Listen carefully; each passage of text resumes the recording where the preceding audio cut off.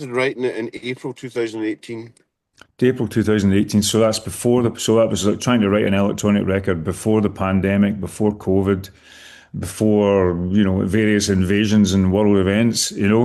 So it's a kind of, I like an album coming out on a date because then it kind of somehow has a conversation with the zeitgeist, the spirit of the times. Even if it didn't intend to, it kind of can somehow fall into it that way. So, I mean, for example, there's one track on the album called Stronger. And if something everybody needs to be is stronger in 2025 to withstand all the kind of trials and tribulations that are piling on us. And I love that about putting out music because music can be prophetic. It can click into the times in ways that you wouldn't even be able to anticipate. So it's not like a state of the nation record, but it is referring to kind of issues and ideas and struggles. But you just pick your day and you see what happens, and then history will decide. Yeah. So I hear everything Gregory is saying about that sheer technical, administrative difficulty of trying to get a record out and have it have an impact. But weirdly, because we are constantly working, we have slowly been integrating this new record into our live set, and we've actually renamed our live set as a kind of an electroacoustic so that people can know they're going to get both. They're going to get the future of Hue and Cry and the past of Hue and Cry at the same time. So it seems to be working. Seems to be working. There's two very strong images I had of Hue and Cry when I was thinking about what I was going to talk to you about today. One, I lived in I lived in Dublin for 12 years in throughout my 20s, and I remember coming home after the pub and would stick on YouTube, and I'd used to try and find there's a clip of you guys on the top of like a tower block singing Mother Glasgow. I think it was Hmm. to do with the Year of Culture in 1990. So if Yeah, you're yeah. missing home a wee bit, I used to stick that on.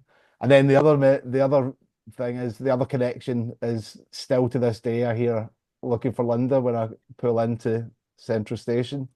Just wondering if you remember being on a tower block singing Mother Glasgow, and also if like if you've got any fond memories of Looking for Linda and the association with that station.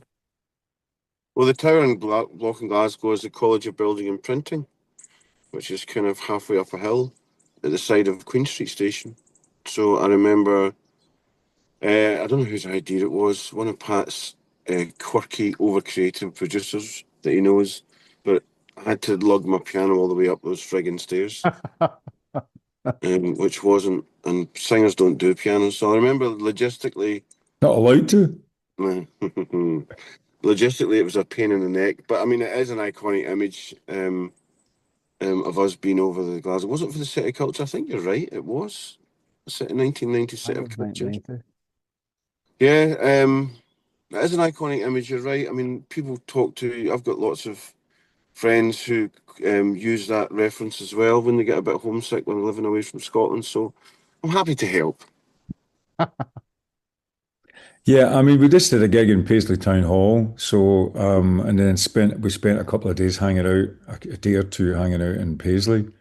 So that's obviously the line from "Is this one for Paisley? You've got to help me." And the story, this funny story is when the American producers heard that line in Looking for Linda, they're saying, "Now, are you making a reference to the American counterculture, the Paisley pattern that the hippies used to wear?" I'm saying, "No, no, this is the original Paisley pattern."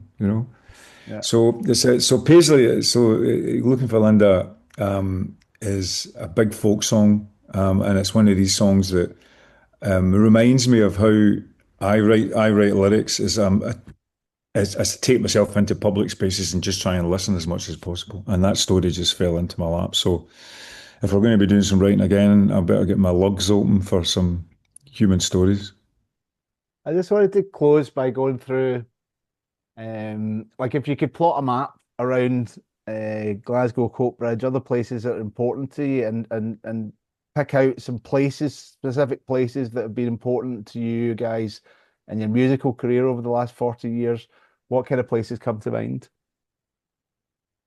How many I've got places? one come straight to mind, but I mean, when you go, How many places do you want? Greg. It's me. out with Coatbridge and Glasgow, I would say London's very powerful for me. I used to love my trips to London. Pat lived there for years, so I got to see my brother and I got to go down to the capital city. So London was big for me. New York, obviously. I'm trying to think. I like Scottish speeches. I know we've never referenced a Scottish speech in any bloody song we've ever written, brother. But when I need to clear my head, I get so much out of the coastal parts of Scotland you wouldn't believe.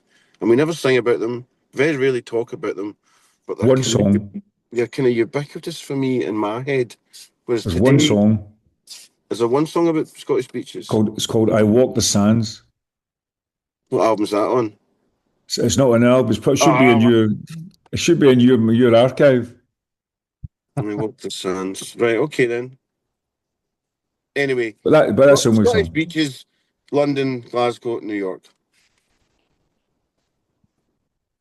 Mitchell Library in Glasgow, because I could sit in the Mitchell Library and read all the poetry I wanted and take lines. And then they had singing carrels in the Mitchell Library in Glasgow. You could go in and hire a room for 50 pence for 4 hours and sing your nuts off. Is Next door to That's that on interesting. level 4? level 4. Never knew that. And next door to you would be a jazz saxophonist. Next door to them would be a cellist. Next door to Mm-hmm. them would be some light opera. And you'd slightly hear each one of them while you were sort of singing away like crazy in the Mitchell Library for 50 pence. And I thought, this is democratic socialism in practice, in action. And then if I want to go and inspire myself intellectually, I just go into the art book section around the corner and look at all the art books. So that's my super sexy, drug encrusted, super hedonistic version of what places mean a lot to me as the Hue and Cry, is the Mitchell Library, floor 4, singing carol. Okay. Thank you very much, Pat. Thank you very much, Greg. That's been great chatting You're to you. welcome. Best of luck. Bye now. Well, bye.